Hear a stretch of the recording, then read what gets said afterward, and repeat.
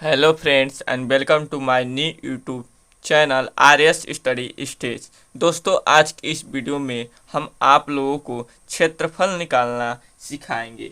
जी हाँ दोस्तों, क्षेत्रफल निकालना सिखाएंगे। तो दोस्तों, आपके मन में होगा कि क्षेत्रफल क्या होता है। दोस्तों, क्षेत्रफल किसी आकृति या वस्तु के द्वारा घेरे गए स्थान की माप को क्षेत्रफल कहते हैं। किसी आकृति या वस्तु के द्वारा घेरे गए स्थान की माप को क्षेत्रफल कहते हैं। जैसे कि दोस्तों, यहाँ पे देखिए एक स्थान घेरा गया है। यहाँ पे तो जो स्थान घेरा गया है इसके बीच की जो नाप है उसे ही क्षेत्रफल कहते हैं। जैसे कि यहाँ पे देखिए, यहाँ पे है आयत। ये पहला है वर्ग, दूसरा है आयत। इसके घेरे गए स्थान को ही क्या कहते हैं? क्षेत्रफल कहते हैं। ये त्रिभुज में देखिए, त्रिभुज में भी घेरे गए स्थान को क्या कहते हैं? क्षेत्रफल कहते हैं। क्षेत्रफल समतल इकाइयों के क्षेत्रफल की तुलना के लिए हम एक मानक क्षेत्रफल लेते हैं जिसे क्षेत्रफल की इकाई कहते हैं। दोस्तों, क्षेत्रफल मापने के लिए निम्न सूत्र है। चलिए हम आपको बताते हैं।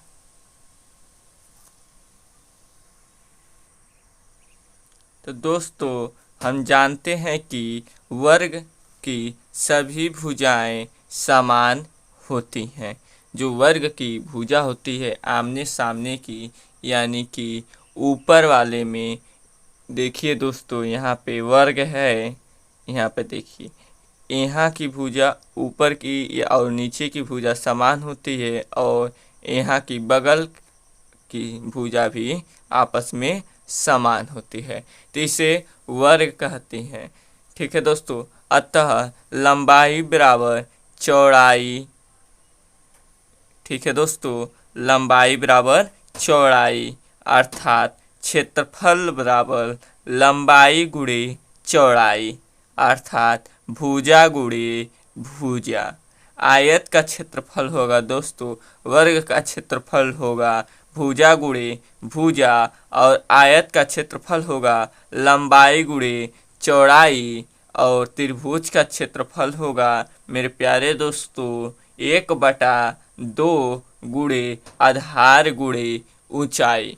चलिए दोस्तों, इस पे कुछ सवाल लगा के आप लोगों को समझाते हैं।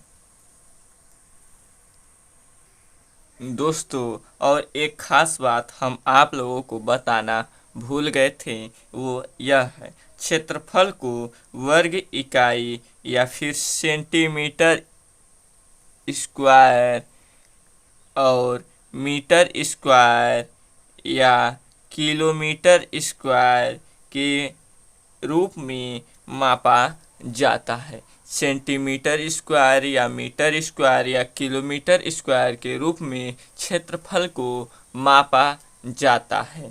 तो चलिए दोस्तों, अब हम कुछ सवाल लगाते हैं, इस पे समझते हैं। तो दोस्तों, सवाल है, उस वर्ग का क्षेत्रफल ज्ञात कीजिए जिसकी एक भुजा की लंबाई 30 सेंटीमीटर है। यानी कि वर्ग का क्षेत्रफल हमें ज्ञात करना है, तो वर्ग का क्षेत्रफल होता है भुजा गुणे भुजा, भुजा गुणे भुजा। यानी कि हमारे एक भुजा दी है लंबाई 30 सेंटीमीटर, यानी कि 30 गुना 30, यानी कि 30 गुणा 30 जब हम करेंगे तो दोस्तों वर्ग का क्षेत्रफल किस में होता है? सेंटीमीटर स्क्वायर में होता है। यानी कि 30 गुणे 30 बराबर कितना हो जाएगा? 900 और सेंटीमीटर स्क्वायर। यानी कि वर्ग का क्षेत्रफल सेंटीमीटर स्क्वायर में होता है, तो सेंटीमीटर स्क्वायर में लिख देंगे। यानी कि वर्ग का क्षेत्रफल कितना हो गया? 900 सेंटीमीटर स्क्वायर। तो दोस्तों, चलिए आगे की सवालों को अब हम हल करते हैं। दोस्तों, हमारा दूसरा प्रश्न कह रहा है कि एक बैठक 4.5 मीटर लंबी तथा 3 मीटर चौड़ी है। इस बैठक के फर्श का क्षेत्रफल ज्ञात कीजिए। तो दोस्तों यही हमारा फर्श है, ठीक है। और इसकी लंबाई कितना है? 4.5 मीटर, यानी कि ये इसकी लंबाई है 4.5 सेंटीमीटर। और चौड़ाई कितना है? 3 सेंटीमीटर। कितना चौड़ाई? 3 मीटर है। कितना चौड़ाई है? 3 मीटर है।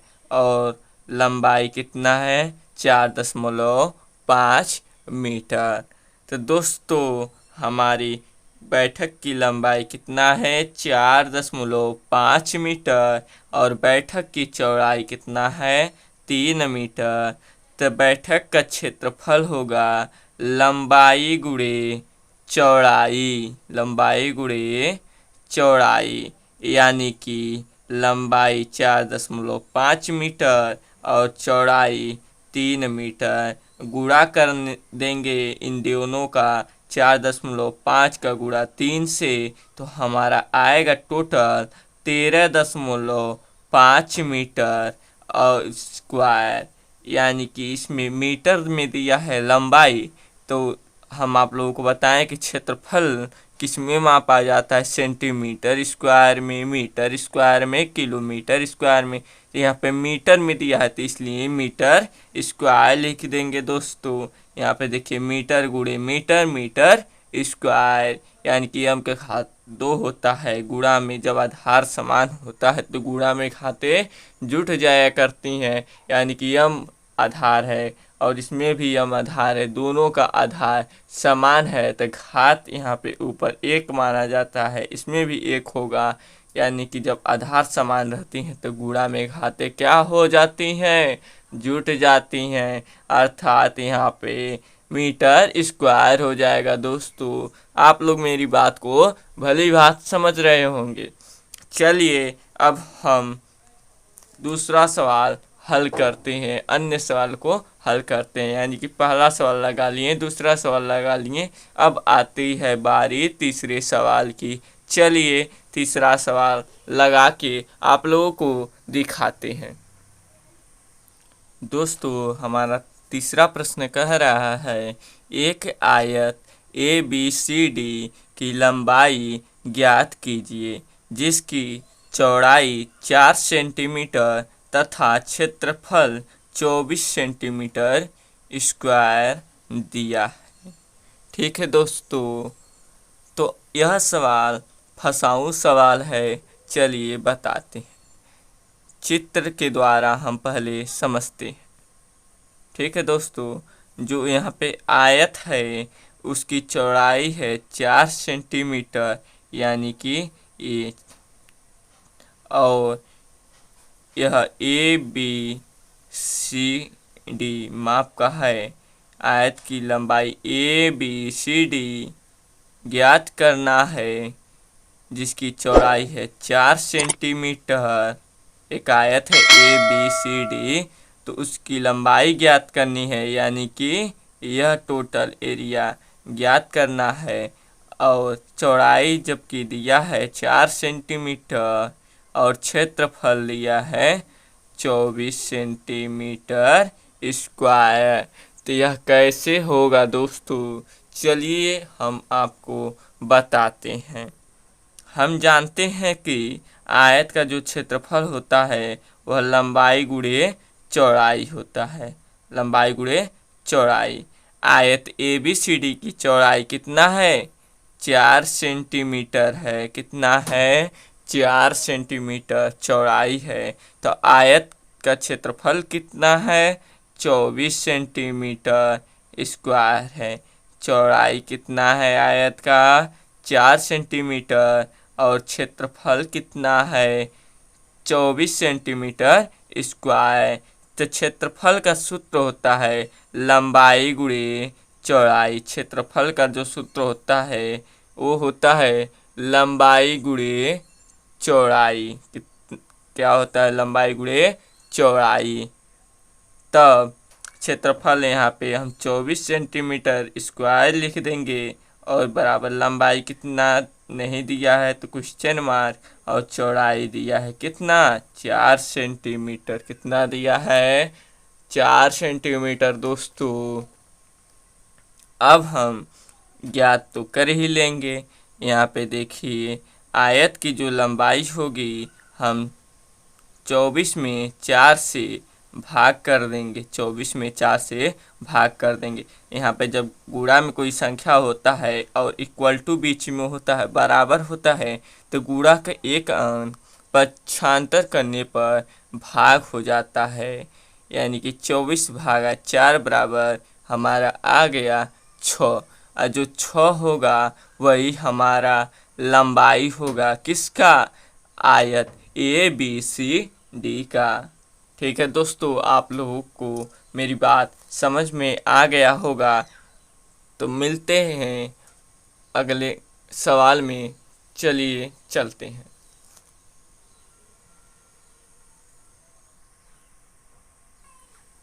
तो दोस्तों तीसरा सवाल है, त्रिभुज ABC की ऊंचाई ज्ञात कीजिए जिसका आधार 5 सेंटीमीटर तथा क्षेत्रफल 15 सेंटीमीटर स्क्वायर है। तो दोस्तों यही हमारा त्रिभुज है जिसका आधार है यानी कि BC 5 सेंटीमीटर और ऊंचाई जो है यह ज्ञात करना है हमें।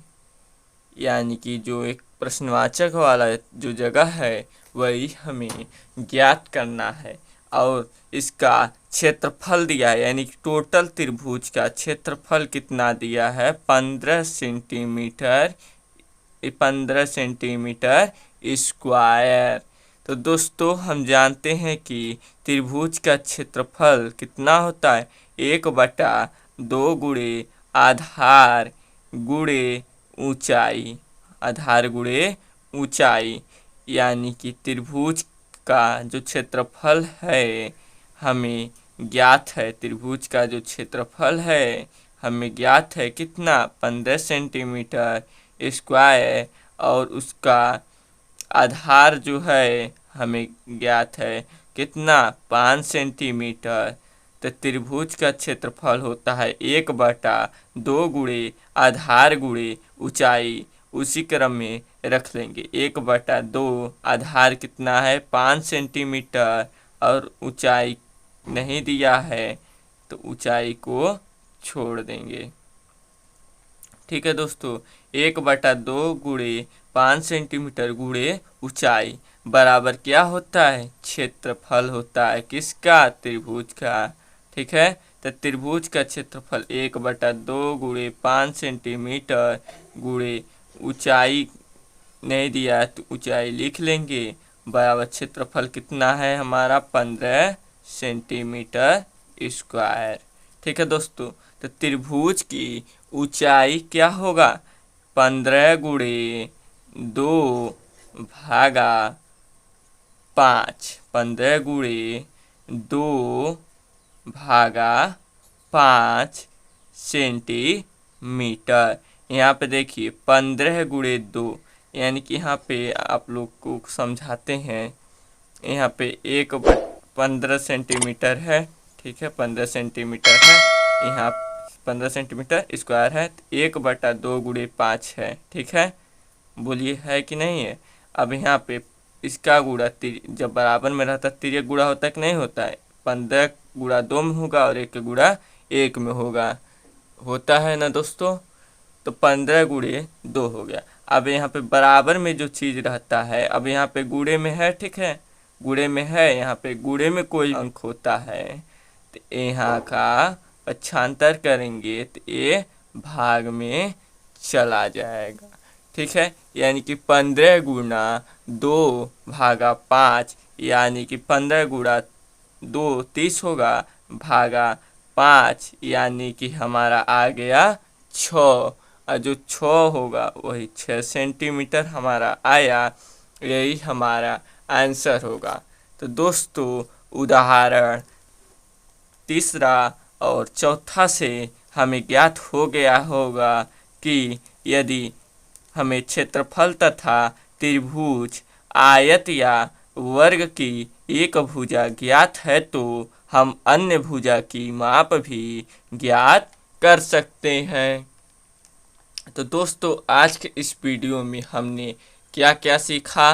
पहला सीखा वर्ग का क्षेत्रफल, दूसरा सीखा आयत का क्षेत्रफल, तीसरा सीखा त्रिभुज का क्षेत्रफल। तो दोस्तों आज के इस वीडियो में बस इतना ही। मिलते हैं अगले नेक्स्ट वीडियो में। यदि यह वीडियो अच्छा लगा होगा तो थम्स अप जरूर करना मेरे भाई। मिलते हैं अगले नेक्स्ट वीडियो में, तब तक के लिए बाय बाय।